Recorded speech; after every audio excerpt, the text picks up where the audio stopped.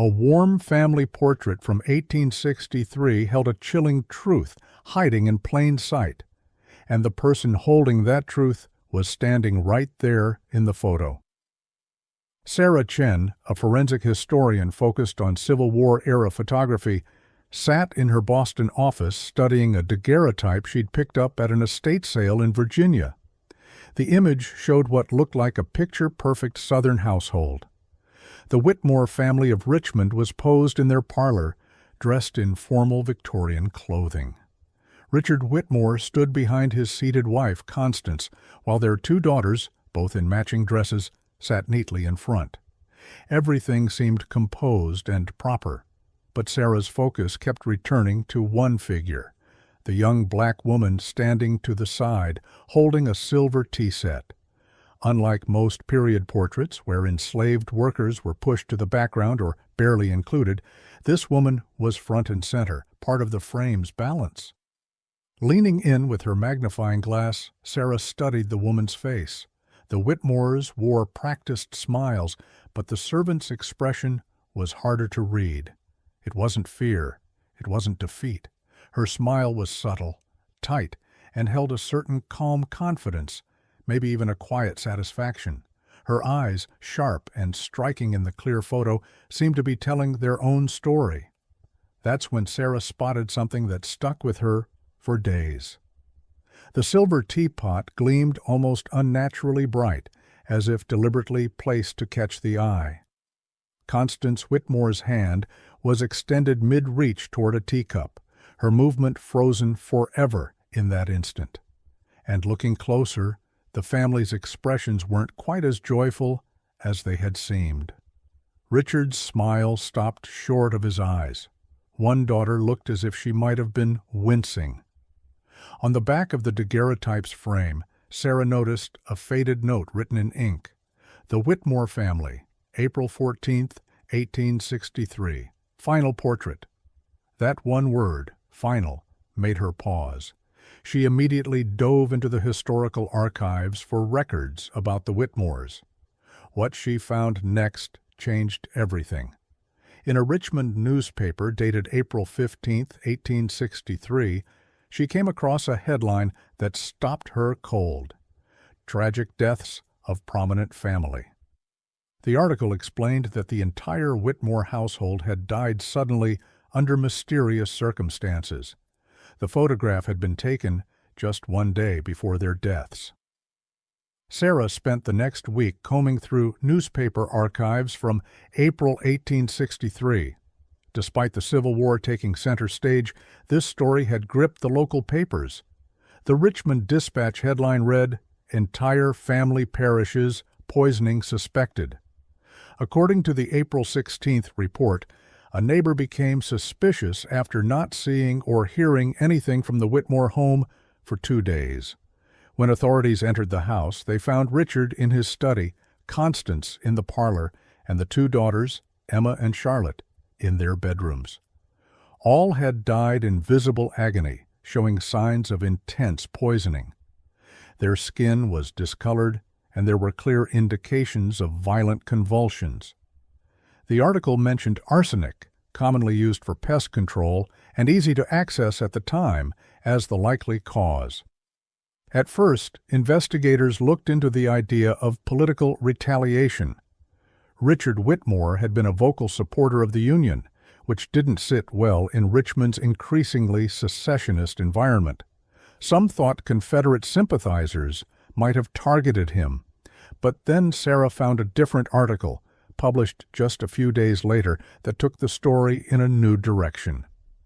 Dated April 20th, it read, "Slave woman vanished, prime suspect in Whitmore poisonings."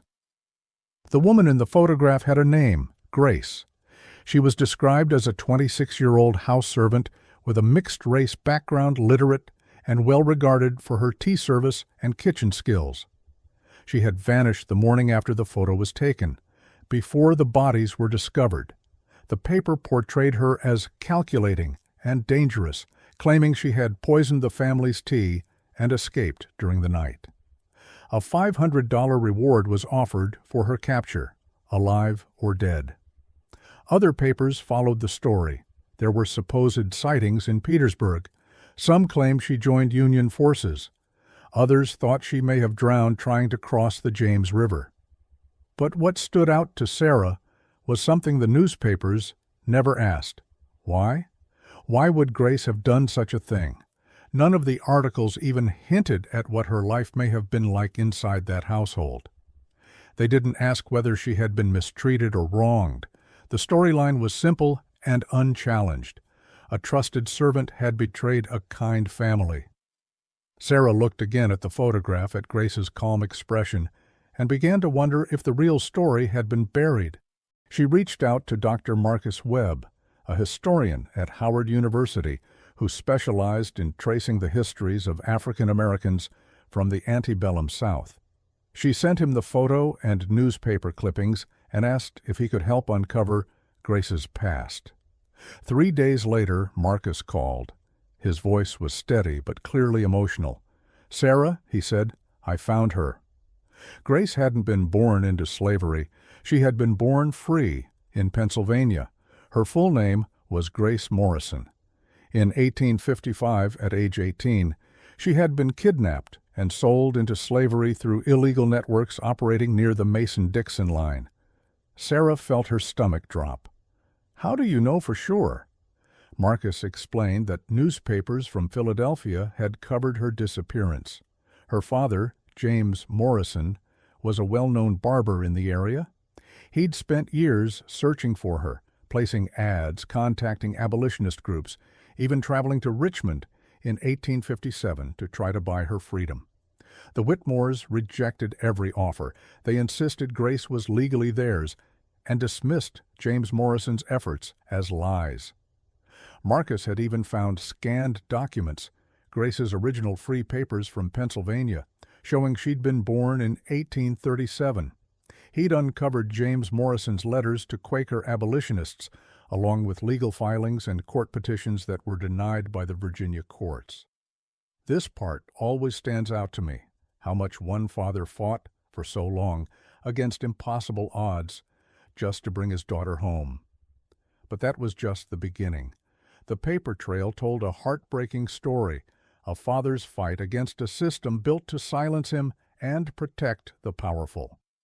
"There's more," Marcus said.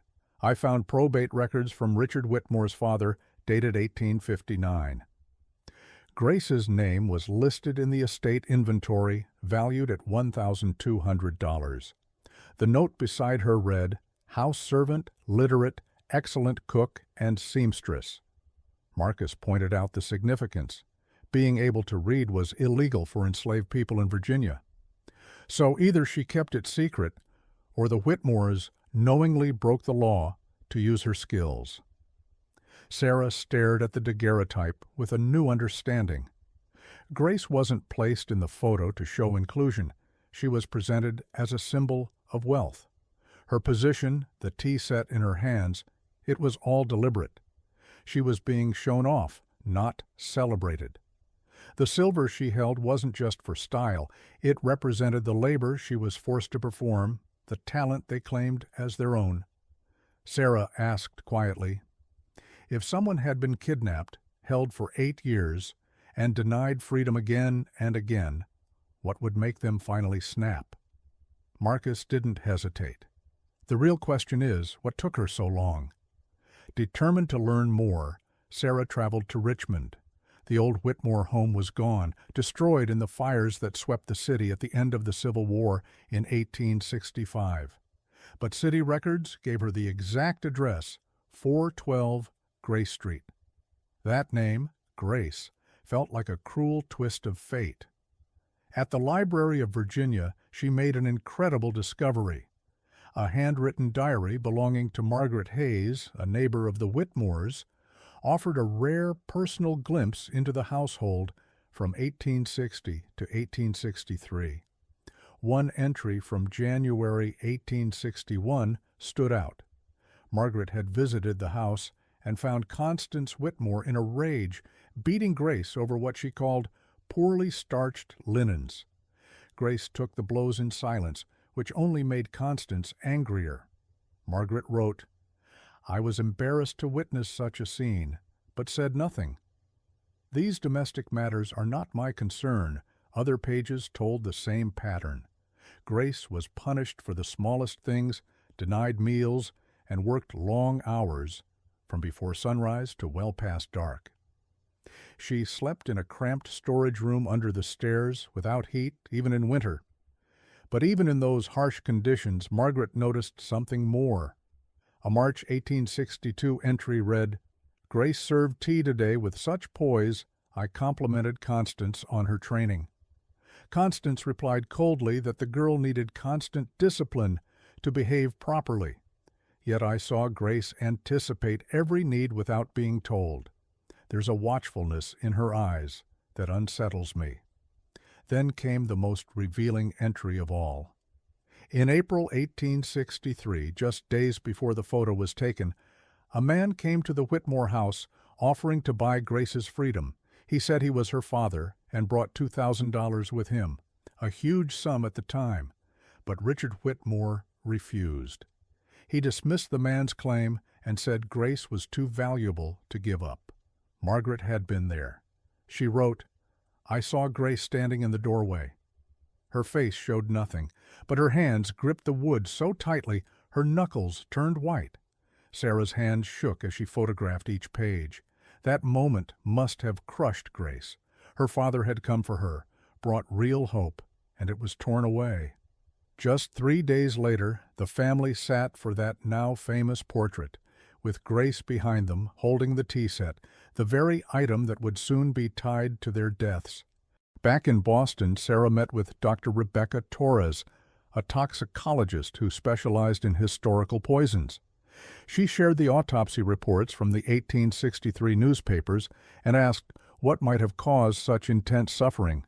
Rebecca read carefully. Violent convulsions, vomiting blood, death within hours.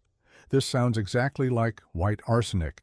In the 1860s, it was everywhere, used in rat poison, flypaper, even in beauty products, easy to buy, and once mixed into food or drink, very hard to detect. "How much would it take to kill a whole family?" Sarah asked. "Not much," Rebecca replied. "Just a teaspoon could be fatal for several people. The key would be disguising the taste. Arsenic has a faint, sweet, metallic flavor. Strong tea, especially with sugar or cream, could hide it." She pulled up old medical records and added, "But this kind of poisoning requires planning. It's not instant. Whoever did it would have had to serve the poison, then stay in the house while the symptoms took hold. That takes nerve, and either incredible hatred or unimaginable desperation." Sarah showed her the photograph. This was taken the day before they died. Grace is holding the tea service. Rebecca leaned in to study the image. "Look at Mrs. Whitmore's hand. She's reaching for the cup. If the photo was taken in the afternoon, which was typical, and they died later that day or early the next, then, yes, it's possible the tea in that pot was already poisoned." She paused. "That means Grace is literally photographed with the weapon." "Would she have known how bad it would be?" Sarah asked. "The pain?" Rebecca nodded. "Absolutely." Arsenic poisoning is one of the most agonizing ways to die. Burning pain, nonstop vomiting, intense diarrhea. The victims stay conscious through most of it. It's torture. If Grace did this, she knew exactly what would happen. Sarah stared again at Grace's faint smile in the image. Not one of joy or peace. It was a look of someone who had already decided. That expression on Grace's face, it wasn't pride, it wasn't even satisfaction. Sarah finally understood what it was. Certainty. Grace already knew what was about to happen. The decision had been made.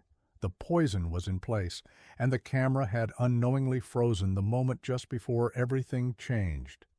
Then Rebecca asked the question that opened a new door. Where would Grace have gotten the arsenic? It was common, yes, but enslaved people weren't allowed to buy anything without permission. Their movements were tracked. Purchases were monitored. Sarah began digging through local business archives and found her answer in the preserved ledgers of Peen's Apothecary, a Richmond pharmacy that operated from the 1830s through the 1870s.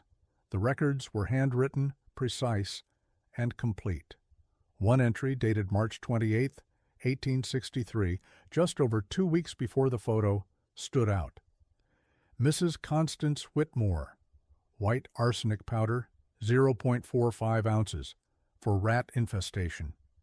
The purchase had been legal, routine, and, most importantly, within the household, Grace worked in every day. The poison had been handed over, not to Grace, but to Constance. That alone was enough to raise Sarah's eyebrows. But when she kept reading through the logs, a pattern emerged. Between January 1861 and April 1863, Constance had purchased arsenic 6 different times, and not just small amounts, more than a typical household would need. The ledgers also showed frequent orders of laudanum, morphine, and tonics that included mercury and lead. Sarah shared the findings with Dr. Torres, who saw the signs immediately. "This looks like Munchausen syndrome by proxy, or possibly addiction," she said. "Constance may have been poisoning herself in small amounts to draw sympathy. Or she was simply addicted to these substances." Either way, the result was the same. Arsenic was always around. Grace wouldn't have needed to sneak out, steal anything, or risk being caught buying it. The poison was right there in the kitchen or pantry, stored among the supplies she used to cook and serve every single day. She would have known where it was, how to measure it, and how to use it without attracting attention. Sarah's theory gained even more weight when she returned to Margaret Hayes's diary. An entry from February 1863 read, "Constance again unwell, complaining of stomach pain and weakness. She blames war stress, though I suspect her various remedies may be to blame. She showed me her collection, a virtual pharmacy on her dressing table." It was devastating to realize. The Whitmores had not only created the world that enslaved Grace, but they had also unknowingly stocked it with the very tools she would one day use to end it.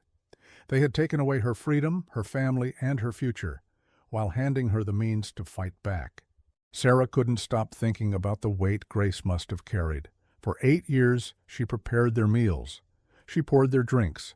Every day she could have acted, and every day she didn't, until something pushed her past the edge. That final push came into focus when Sarah discovered a letter preserved in the Pennsylvania Abolition Society's archives. It was from James Morrison, dated April 10, 1863, just 4 days before the Whitmore family portrait. "Gentlemen," it began, "I write to inform you of my failure in Richmond. Despite saving and borrowing for years, my offer of $2,000 was refused. Mr. Richard Whitmore laughed at me, called me an impostor, and threatened me with arrest if I returned. As I left, I saw Grace through a window. She knew me. I saw it in her face, but she could not speak. Mr. Whitmore told me he would sell her to a plantation in South Carolina within the month to correct her behavior. The letter ended with the words, 'I am broken. I have failed her.' This was the moment it all snapped into place. Grace had watched her father try one last time to save her. He came with everything he had, money, documentation, hope, and he was turned away. Worse, Richard Whitmore not only rejected the offer, he threatened to punish Grace by sending her deeper into slavery, to a place where conditions were harsher, lifespan shorter, and education impossible. Sarah realized Grace had 4 days between that crushing moment and the photograph. 4 days to weigh her future, 4 days to decide, accept a cruel new fate, or act. Her choice was confirmed by another diary entry from Margaret Hayes, dated April 12th. "The Whitmore household is unsettled. A Negro man appeared claiming kinship to Grace. Mr. Whitmore drove him off. Constance is enraged and has threatened to sell Grace. The girl has been quiet, eerily so. I saw her yesterday in the kitchen, and something about her presence struck me. She seemed at peace, peaceful, because she had made her decision." 2 days later, on April 14th, the Whitmores scheduled a portrait, likely a show of status, as the war crept closer to Richmond. They dressed in their finest, they brought out their best china, and they included Grace, positioned with the tea set as if to show the elegance and harmony of their household. But Grace wasn't just part of the backdrop. She was the one holding the weapon. That smile, small, quiet, sure, wasn't for show. It marked the exact moment between what had been and what was about to happen. They thought they were capturing their legacy. She knew they were recording their end. Sarah kept digging, hoping for any sign of what happened to Grace after the poisoning. And then, in the Library of Congress's vast slave narrative collection, she found a clue. In a 1936 interview, recorded as part of a national project to preserve first-hand memories of slavery, a 94-year-old woman named Clara Washington shared a story that stunned Sarah. "I knew a woman once," Clara said, "back in slavery times, who poisoned the whole family that kept her. This happened in Richmond, 1863. She was educated, taken from the North, and treated with cruelty. One day, she'd simply had enough. She slipped arsenic into the evening tea and walked out as the family inside lay dying. I helped her," Clara Washington said. The interviewer, writing in the 1930s, noted that Clara became emotional during that moment and asked that no names be published. She also made it clear she didn't regret her part in helping Grace escape. Sarah followed that lead. Through genealogical research and careful tracing of addresses, she confirmed Clara Washington had been enslaved just 3 houses down from the Whitmore residence on Grace Street. The timeline lined up. The location matched perfectly. Digging further, Sarah uncovered the escape itself. Clara had hidden Grace in her attic for 2 days while city authorities canvassed the neighborhood, searching for the missing servant. After the search cooled down, Richmond's still active Underground Railroad stepped in to help. Despite the ongoing war, the network was alive, run by free black families and white allies willing to risk everything. Grace Morrison escaped slavery hidden in a vegetable cart, reached Union lines, and became a teacher. After the war, she reunited with her father, married, raised a family, and spoke publicly about her survival. Her 1863 photo captured not just a crime, but a moment of resistance, resilience, and reclaimed identity.